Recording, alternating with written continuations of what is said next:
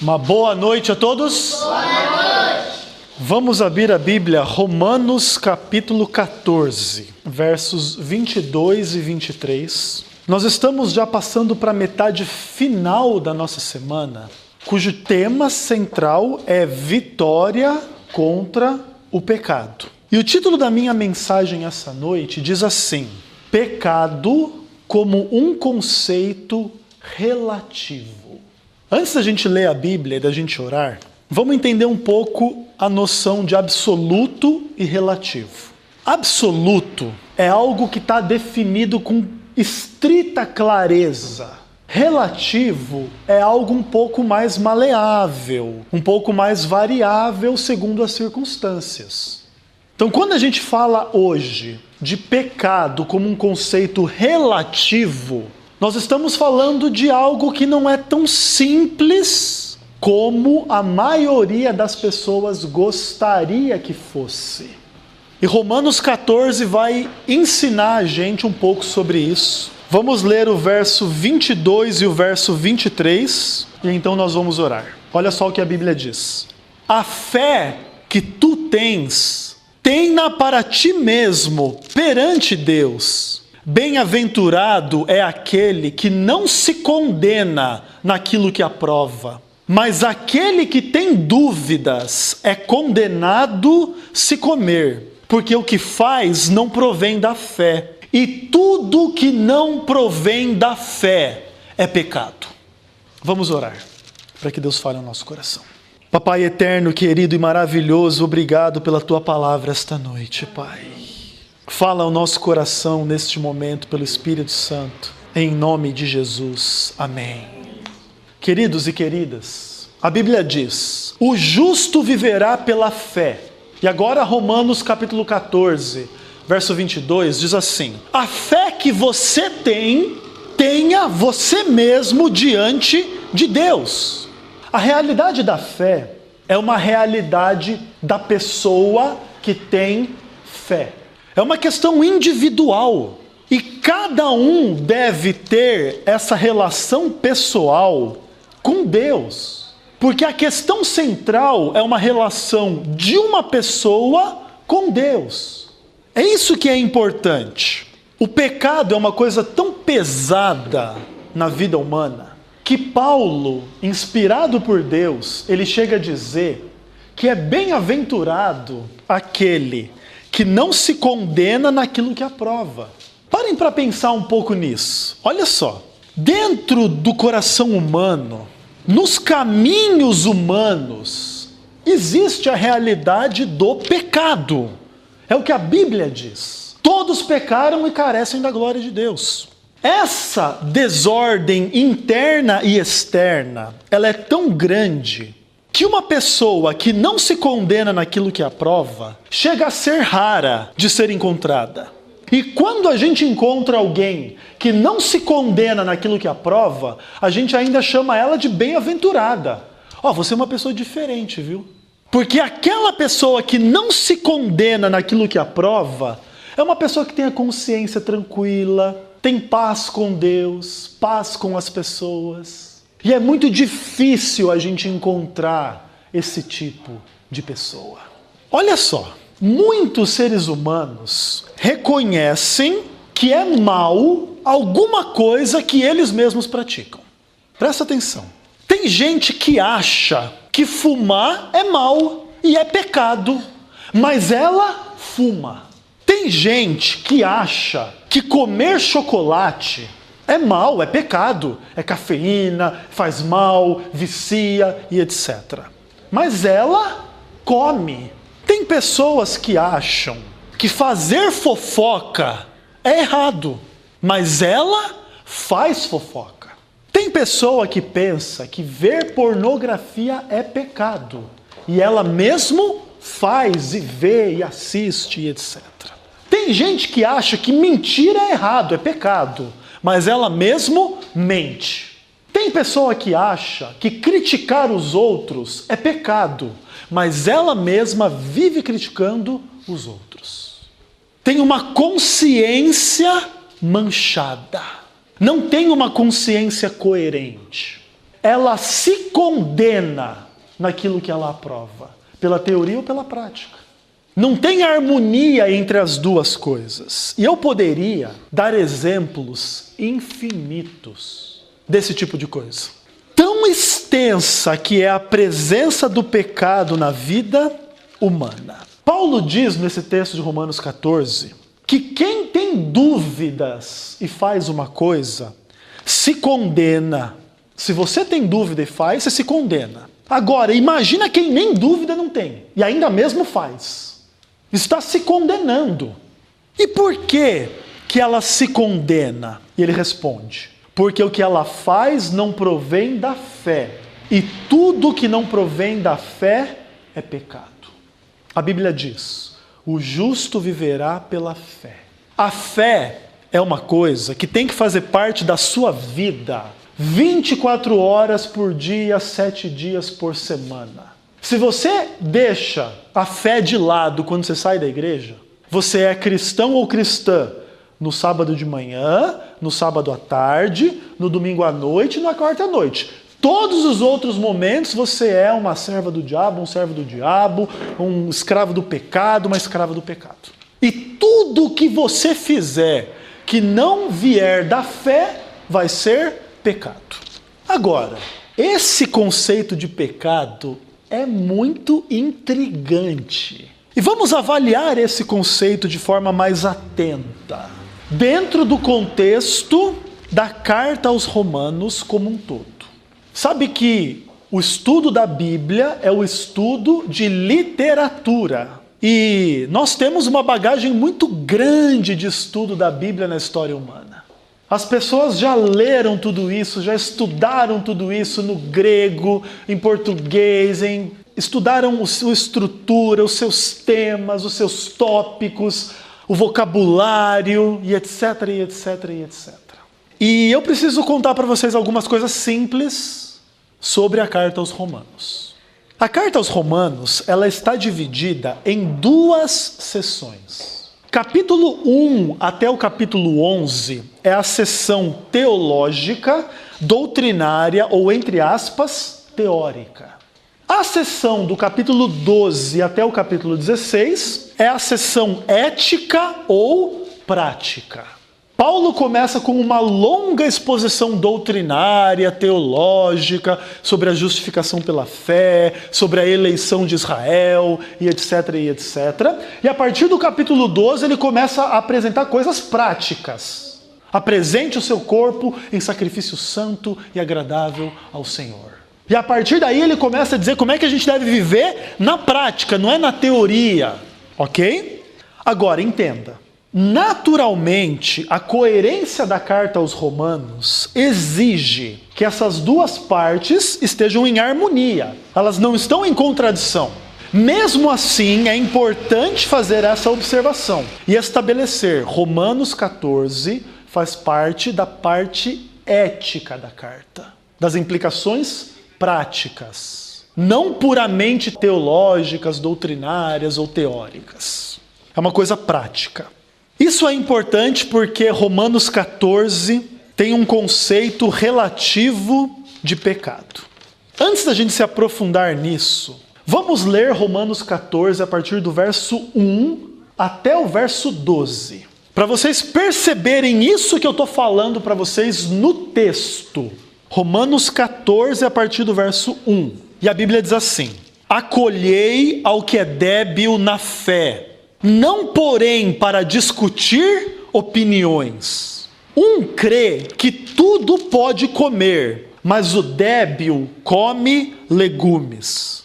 Quem come não despreze o que não come, e o que não come não julgue o que come, porque Deus o acolheu.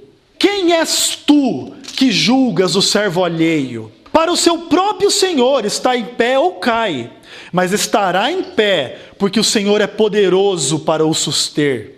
Um faz diferença entre dia e dia, outro julga iguais todos os dias. Cada um tenha uma opinião bem definida em sua própria mente. Quem quem distingue entre dia e dia, para o Senhor o faz. E quem come, para o Senhor come, porque dá graças a Deus. E quem não come, para o Senhor não come, e dá graças a Deus. Porque nenhum de nós vive para si mesmo, nem morre para si mesmo. Porque se vivemos, para o Senhor vivemos, se morremos, para o Senhor morremos. Quer pois vivamos ou morramos, somos do Senhor. Foi precisamente para esse fim que Cristo morreu e ressuscitou, para ser Senhor, tanto de mortos como de vivos. Tu, porém, por que julgas o teu irmão? E tu, por que desprezas o teu? Pois todos nós compareceremos perante o tribunal de Deus, como está escrito: por minha vida, diz o Senhor, diante de mim se dobrará todo o joelho, e toda língua dará louvores a Deus. Assim, pois, cada um de nós dará contas de si mesmo a Deus. Texto interessante, importante, verdade, palavra de Deus. Mas é verdade também que uma leitura irresponsável e preconceituosa de Romanos 14 pode resultar em heresia, mentira e pecado em nome de Deus. Para vocês entenderem um paralelo do que eu quero dizer para vocês, da mesma forma como ocorreu uma leitura irresponsável, entre aspas, de Gênesis 2, versos 16 e 17, por parte do diabo, que enganou Adão e Eva ao pecado e à morte. Lembra assim, Deus tinha falado: de toda a árvore do jardim comerás livremente, mas da árvore do conhecimento do bem e do mal não comerás. Essa é a palavra de Deus. O diabo faz uma leitura irresponsável, preconceituosa e mentirosa de Gênesis 2. Para colocar no coração de Adão e Eva dúvida contra Deus, rebelião contra Deus, pecado. Está entendendo como é que aconteceu? Por uma má leitura, colocou o pecado na humanidade. Assim também, uma má leitura de Romanos 14 pode colocar na vida dos seres humanos o pecado. Lembra que Satanás é um intérprete da palavra de Deus. Se lembre disso. Portanto, nós devemos ser atentos, prudentes, e nós devemos ter discernimento espiritual ao nos aproximar da palavra de Deus. Eu queria dizer para você algumas coisas. Primeiro de tudo, Paulo, que escreveu a carta aos Romanos, ele era uma pessoa com grande experiência como pregador da palavra. Paulo tinha plantado igrejas em vários lugares diferentes do mundo. Pregou em grandes partes do seu mundo, da Ásia Menor, Israel, chegou até o Ilírico, pretendia ir até a Espanha, ninguém sabe se ele conseguiu chegar até lá ou não. Paulo pregou primeiro entre os gentios, onde não tinha nada, lá em Filipos. Paulo tinha muita experiência de pregar e estabelecer igrejas. E em sua experiência se estabeleceu um fato bem conhecido. Que fato é esse? Que aqueles que respondem ao Evangelho são pessoas diferentes entre si. Não é todo mundo que pensa igual, não é todo mundo que teve uma criação igual. Cada um é diferente. Além disso, a maior parte das pessoas que aceitavam a fé cristã e que aceitam a fé cristã até hoje são pessoas simples no padrão deste mundo. Cada pessoa é diferente e, além disso, as pessoas são pessoas simples. Aí Paulo vai dizer assim para a gente, prestem atenção: irmãos, reparai, pois, na vossa vocação, que não foram chamados muitos sábios, segundo a carne, nem muitos poderosos, nem muitos de nobre nascimento. Pelo contrário, Deus escolheu as coisas loucas do mundo para envergonhar os sábios, e escolheu as coisas fracas do mundo para envergonhar as fortes. Deus escolheu as coisas humildes e as desprezadas e aquelas que não são, para reduzir a nada as que são, a fim de que ninguém se vanglorie na presença de Deus. Em meio às pessoas que aceitavam a fé, Cristo como Senhor e Salvador, reconhece-se pessoas mais fracas na fé e outras mais fortes na fé. Sempre foi assim. É assim até hoje e sempre será. Alguns são mais fracos, outros mais fortes na fé. Paulo diz que nós devemos acolher esses que são fracos, mas ele diz uma coisa interessante: não, porém, para discutir opiniões. É lícito que as pessoas tenham opiniões, mas pensa só, se a gente reunir assim os fortes na fé e quiser discutir opinião, a gente vai gastar o resto da vida discutindo. Um fala A, o outro entende B, o outro responde C, aí o outro coloca D, e chega no fim ninguém conclui E. Porque cada um é diferente. Cada um entende as coisas de forma diferente. Eu digo assim, todo mundo peca. Aí o outro entende. O pastor Ezequiel está ensinando que todo mundo mata, rouba. Eu não quis dizer isso quando eu disse que todo mundo peca.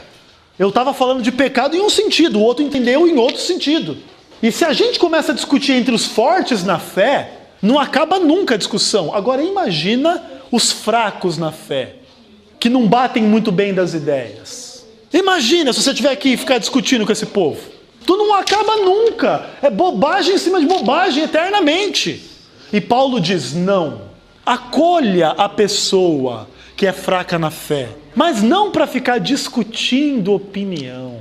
Eu queria continuar em Romanos 14, e antes de continuar eu queria ler os versos 13 a 23. Vamos continuar e ler o restante do texto de Romanos 14 para a gente ler o capítulo por completo. Não nos julguemos mais uns aos outros, pelo contrário, tomai o propósito de não pôr tropeço ou escândalo ao vosso irmão. Eu sei e estou persuadido no Senhor Jesus, de que nenhuma coisa é de si mesma impura, salvo para aquele que assim a considera, para esse é impura. Se por causa de comida o teu irmão se entristece, já não andas segundo o amor fraternal. Por causa da tua comida, não faças perecer aquele a favor de quem Cristo morreu. Não seja, pois, vituperado o vosso bem, porque o reino de Deus não é comida nem bebida, mas justiça e paz e alegria no Espírito Santo. Aquele que deste modo serve a Cristo é agradável a Deus e aprovado pelos homens. Assim, pois, seguimos as coisas da paz e também as da edificação de uns para com os outros. Não destruas a obra de Deus por causa da comida. Todas as coisas, na verdade, são limpas, mas é mal para o homem comer com escândalo. É bom não comer carne, nem beber vinho, nem fazer qualquer outra coisa com que teu irmão venha a tropeçar, ou se ofender, ou se enfraquecer. A fé que tens, tenha para ti mesmo perante Deus. Bem-aventurado aquele que não se condena naquilo que aprova, mas aquele que tem dúvidas é condenado se comer, porque o que faz não provém da fé. E tudo que não provém da fé é pecado. Paulo diz no verso 13 que a gente não deve mais julgar uns aos outros. Ele reconhece que talvez no nosso passado a gente não conseguiu evitar de julgar uns aos outros, de julgar as pessoas. Mas ele diz, não nos julguemos mais uns aos outros. Acaba com isso. Isso é coerente com o que o próprio Jesus disse, né? Não julgueis para que não sejais julgados, não condeneis para que não sejais condenados. Todo o capítulo de Romanos 14 gira em torno da ideia da alimentação. Ele fala de comida o tempo inteiro. E em algum momento ele fala de dias diferentes ou dias iguais. Muitos chegam a concluir que Romanos 14 é um dos capítulos mais não adventistas da Bíblia. Porque o adventista, ele fala de saúde, que é uma mensagem esquecida pelas igrejas em geral. Poxa, a gente tem que glorificar a Deus com o que a gente come. E você vive indo na igreja e ouvindo que a gente tem que comer isso, não pode comer aquilo e etc. Além disso, na igreja adventista a gente fala muito do sábado. O sábado é um dia diferente, é um dia especial. E alguns leem Romanos 14 e dizem assim, tá vendo como que a igreja adventista está errada em tudo? Paulo diz que cada um come o que quiser, e se fizer diferença entre um dia e outro, problema é de quem faz. Muito interessante isso. Mas será que esse mesmo é o caso? Será que é assim mesmo? Uma leitura irresponsável pode concluir assim, mas a verdade é mais profunda. Pensa comigo, olha aí o verso 14 de Romanos 14. Dá uma olhadinha. Queria chamar a atenção de vocês para isso aqui. Eu sei e estou persuadido no Senhor Jesus de que nenhuma coisa é impura de si mesma, salvo para aquele que assim a considera. Para esse é impura. Irmãos, quem foi que considerou impuros os animais imundos? Deus. Foi o próprio Deus. Foi a gente que inventou isso? Não. Então a Bíblia diz assim, olha, disse o Senhor a Noé, entra na arca, tu e a tua casa, de todo animal limpo levarás contigo 7 pares, mas dos animais imundos 1 par. Desde Gênesis, Deus já faz diferença entre animal limpo e animal imundo. Quem faz essa diferença? Não é Noé. Quem faz essa diferença é Deus. Nada é impuro de si mesmo, salvo para aquele que o considera. Deus o considera. Certos animais imundos para alimentação humana. Aí você tem, por exemplo, Levítico capítulo 11, o verso 1 diz assim, falou o Senhor a Moisés. Aí você tem o verso 7, também o porco, este vos será imundo. Quem foi que disse? Quem foi que falou? O Senhor. Não foi a gente que inventou. O Senhor falou, está falado. E Deus não deu esse juízo para cada ser humano definir o que é imundo e o que é limpo. Deus não fez isso. Ele poderia ter feito. Deus poderia ter falado assim, olha, se você considerar algum bicho imundo, tu não come ele. Se você considerar todos limpos, você come todos que você quiser. Deus falou isso em algum lugar? Não. Ele fez diferença. Olha, tem certos animais com certas características que são limpos. Outros com outras características são imundos. Foi Deus que considerou, não fui eu. Agora, alguns leem Romanos 14, querendo dizer o quê? Que é você que decide. O que você decidir está decidido. Mas não é assim. Não é assim. E eu vou dar o exemplo do sábado agora. E presta atenção. Lá em Romanos 14, Paulo diz, né? Quem faz diferença entre um dia e outro dia que faça, quem não faz que não faça, e aleluia. Glória a Deus. Agora, a Bíblia declara que Deus fez um dia diferente. A Bíblia diz assim, assim pois foram acabados os céus e a terra e todo o seu exército. E havendo Deus terminado no dia 7º a sua obra que fizera, descansou nesse dia de toda a obra que tinha feito. E abençoou Deus o dia 7º e o santificou, porque nele descansou de toda a obra que como Criador fizera. Gênesis 2, versos 1 a 3. Aí você tem um mandamento. Lembra-te do dia de sábado para o santificar. 6 dias trabalharás e farás toda a tua obra, mas o 7º dia é o sábado do Senhor teu Deus. Nesse mandamento, Deus diz que é você que decide qual é o dia santo? Não! O 7º dia é o sábado do Senhor teu Deus. É Deus que decide, é um dia específico. E se ele quisesse dizer o seguinte, eu criei o mundo em 6 dias, descansei no 7º, e você escolha qualquer um dos dias da semana para você descansar, que eu aceito. Ele poderia ter falado isso. Cada um podia guardar a segunda, outro guarda a sexta, outro guarda o sábado, outro guarda o domingo, outro guarda a terça-feira. Cada um queria escolher. Mas foi isso que Deus falou? Não. Não foi isso que Deus falou. Mas então, irmãos, o que é que Paulo está ensinando em Romanos 14? Vamos ler de novo os versos 2 a 4. Um crê que tudo pode comer, mas o débil come legumes. Quem come não despreze o que não come, e quem não come não julgue o que come, porque Deus o acolheu. Quem és tu que julgas o servo alheio? Para o seu próprio Senhor está em pé ou cai, mas estará em pé porque o Senhor é poderoso. O que Paulo está querendo dizer com isso? Um crê que pode comer tudo, o outro crê que não pode, e cada um faça o que quiser. Olha o verso 5. Sobre os dias, Um faz diferença entre dia e dia, outro julga todos os dias iguais. Cada um tem uma opinião bem definida na sua própria mente. Agora, no verso 6, ele faz uma união de comida e dias. Ele diz assim: quem distingue entre dia e dia, para o Senhor o faz. E quem come, para o Senhor come, porque dá graças a Deus. E quem não come, para o Senhor não come, porque dá graças a Deus. Aí no verso 7 ele arremata, né? Ninguém vive para si mesmo, ninguém morre para si mesmo. Essas questões de Romanos 14, elas não se referem a coisas reveladas na palavra de Deus. Isso ao que Paulo se refere em Romanos 14 são coisas sujeitas à experiência pessoal de cada um. Isso é muito importante. Lembrem comigo, a Bíblia diz assim: tudo que é puro, honesto, justo e verdadeiro e de boa fama, seja isso que ocupe o vosso pensamento, o seu coração. Então, Filipenses 4:8. A Bíblia diz isso. Nesse verso de Filipenses 4, está dizendo, é proibido assistir televisão? Sim ou não? Não. No verso de Filipenses 4:8, está dizendo, é proibido assistir televisão? Não. Agora, uma pessoa pode ler esse verso e ela concluir assim: olha, a Bíblia diz para eu só prestar atenção em coisas boas, puras, de boa fama. Televisão só tem lixo. Eu acho que ver televisão é pecado, porque eu li a palavra de Deus. Eu entendi assim, e eu quero me afastar da televisão.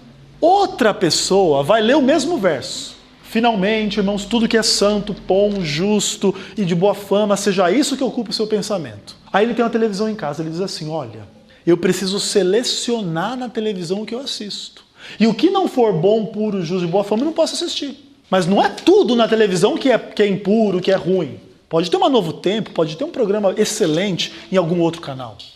E ele conclui que assistir televisão não é pecado. Está entendendo o que eu quero dizer por conceito relativo de pecado?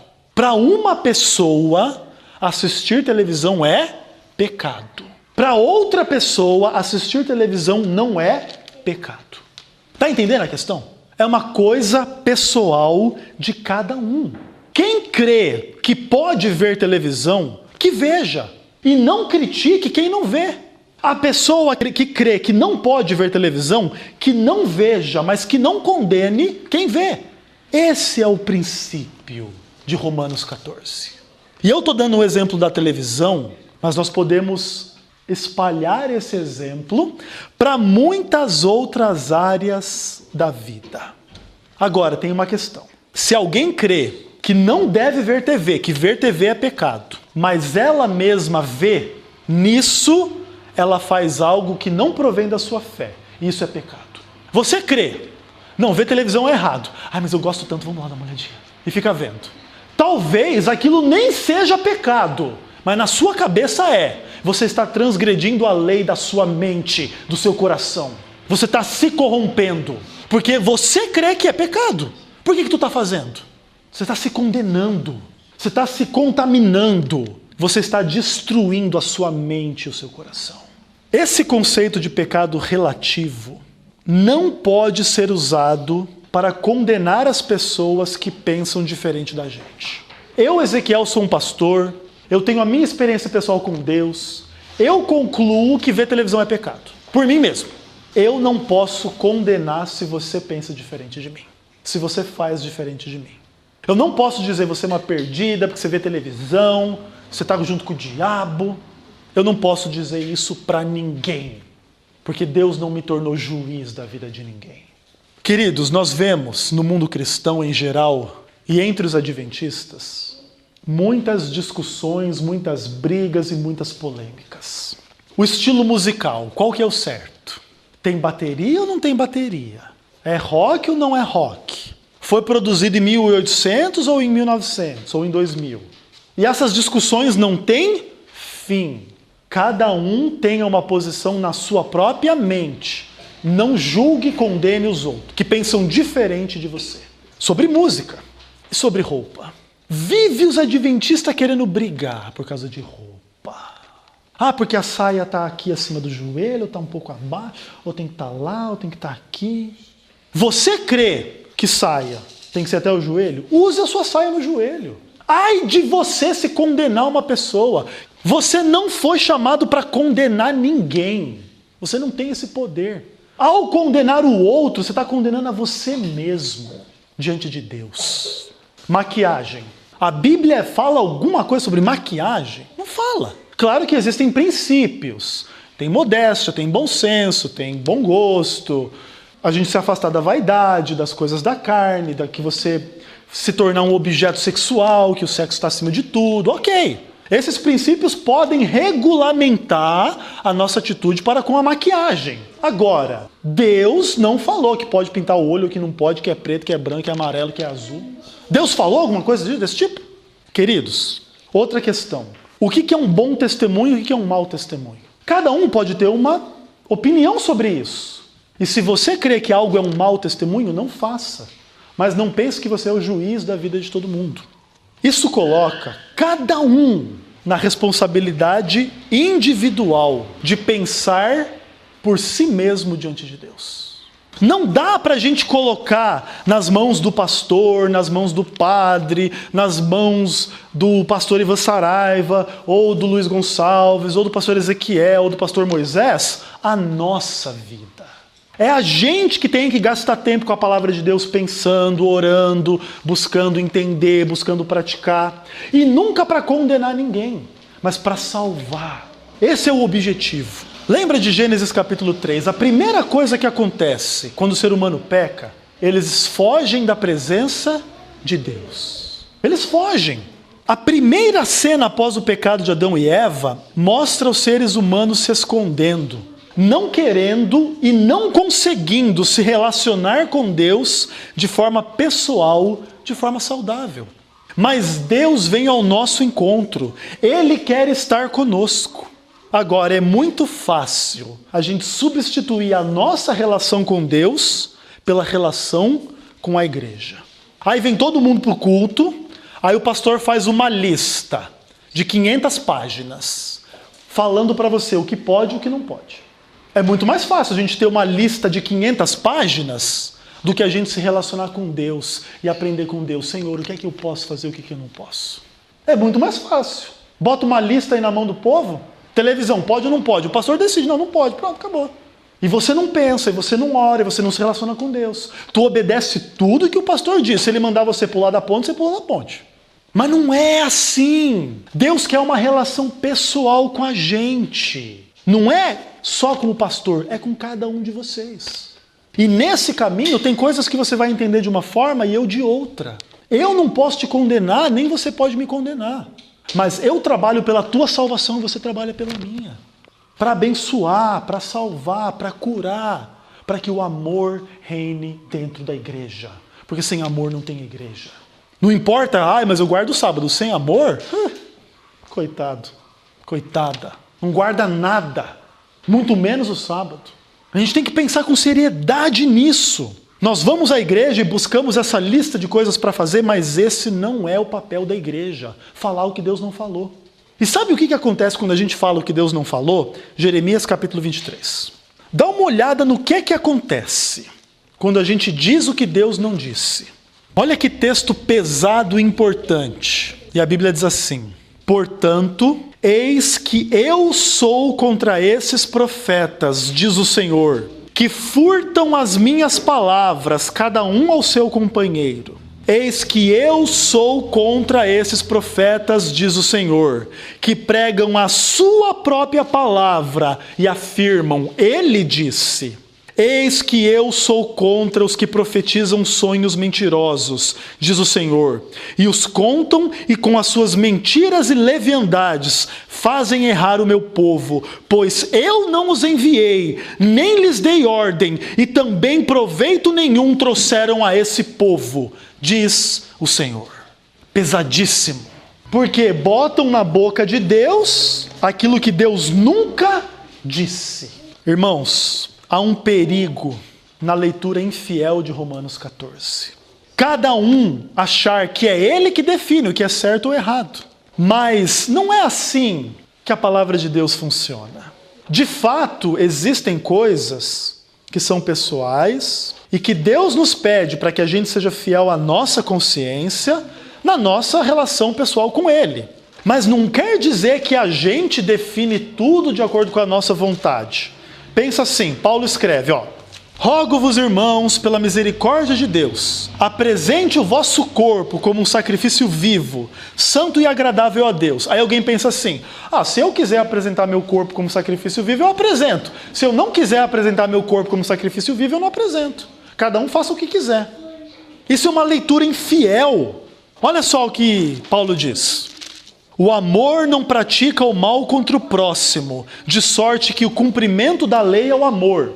Se eu acho que cumprir a lei é o amor, tá certo. Se eu não acho que cumprir a lei é o amor, tá errado. Eu faço o que eu quiser, eu penso o que eu quiser. Essa não é a forma correta de ler a palavra de Deus. Não é segundo o que você pensa, é segundo o que Deus pensa. Aí a Bíblia diz assim, nós que somos fortes devemos suportar as debilidades dos fracos e não nos agradar a nós mesmos. Portanto, cada um de nós agrade o próximo no que é bom para a edificação. Está dizendo aqui, se você acha que você deve agradar o próximo, você agrada. Se você não acha que você deve agradar o próximo, você não agrada. É assim que a gente deve interpretar a palavra de Deus? Não. Não existe tanto faz como tanto fez. A palavra de Deus é dada como a verdade. É por isso que a gente sabe que Romanos 14 fala de coisas não reveladas ou não essenciais. Quem sabe, em Roma, algumas pessoas estavam dizendo o seguinte, olha, a cada terça-feira nós vamos fazer um jejum especial do poder.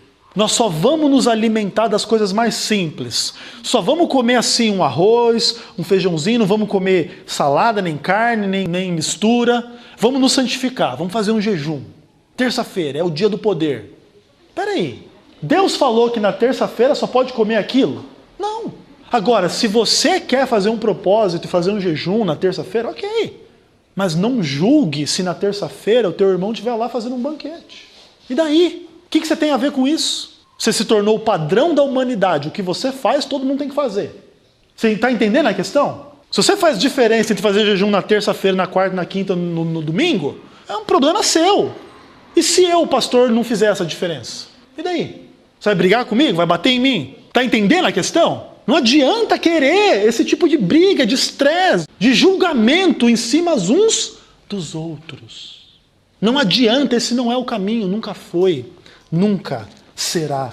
Deixa eu dizer para vocês. Romanos 14 apresenta sim um conceito relativo de pecado. Se para você é pecado ver televisão, se para você é pecado isso ou aquilo, que não esteja claramente revelado na palavra, então é pecado. Se para outra pessoa aquelas mesmas coisas não são pecado, então não é pecado. E cada um siga a sua consciência que Deus lhe deu, e não violente a consciência do outro. Apesar dessa relativização do conceito de pecado, a carta aos Romanos não relativiza a verdade. Não é você que decide o que é a verdade. A palavra de Deus é a verdade. A gente só pode ter opiniões naquilo que é interpretação, naquilo que não está claramente revelado. Aí nós podemos ter as nossas opiniões, mas naquilo que está escrito, nós nos submetemos à palavra de Deus. Se ele diz que Deus faz diferença entre carne limpa e imunda, o que a gente faz? A gente faz diferença entre carne limpa e imunda. Se Deus diz que o sábado é um dia santo especial, o que a gente faz? A gente santifica o sábado como um dia santo e especial. Não tem relativização da verdade no conceito relativo de pecado em Romanos 14. Pastor, como vencer o pecado? Ainda mais quando o pecado assim não é definido de forma direta. Pastor, é pecado ou não é pecado ver televisão? Aí cada um de vocês decida na mente de vocês. Um pode responder sim, outro pode responder não. E aí a coisa fica um pouco confusa para alguns. Como vencer? Eu quero dizer para vocês, nada substitui a nossa relação pessoal com Deus. Isso é o mais importante. Você não vai ser salvo porque o pastor da sua igreja é muito consagrado. Ninguém vai ser salvo por causa disso. No máximo esse pastor aí que vai ser salvo. Você tem que ter uma relação pessoal com Deus. Segunda coisa, uma leitura carnal ou preconceituosa da Bíblia pode te conduzir ao pecado. Portanto, você tem que fazer duas coisas. Primeiro, você tem que conhecer muito bem a Bíblia. É a primeira coisa.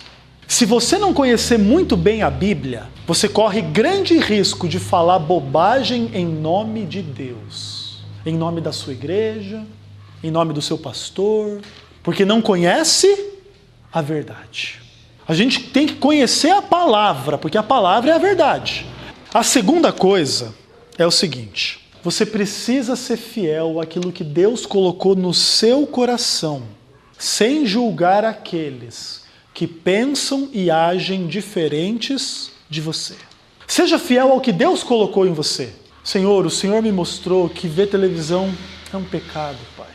Eu perco meu tempo com jornal, novela, filme idiota, tanta coisa porcaria. Eu não quero mais ver televisão, Senhor. Ok, amém. Seja fiel, não veja televisão. Mas não julgue, não condene quem não pensa e não age como você. Não julgar, não criticar, não condenar. Não é isso que a gente quer para nós mesmos? Não é a regra áurea? Faça para os outros o que você quer que gostaria que fizesse para você? Então seguir assim. Agora, pastor Ezequiel, é tão fácil falar e é tão difícil fazer, né? É muito difícil. E, por vezes, na nossa defesa da verdade, a gente acaba criticando, condenando.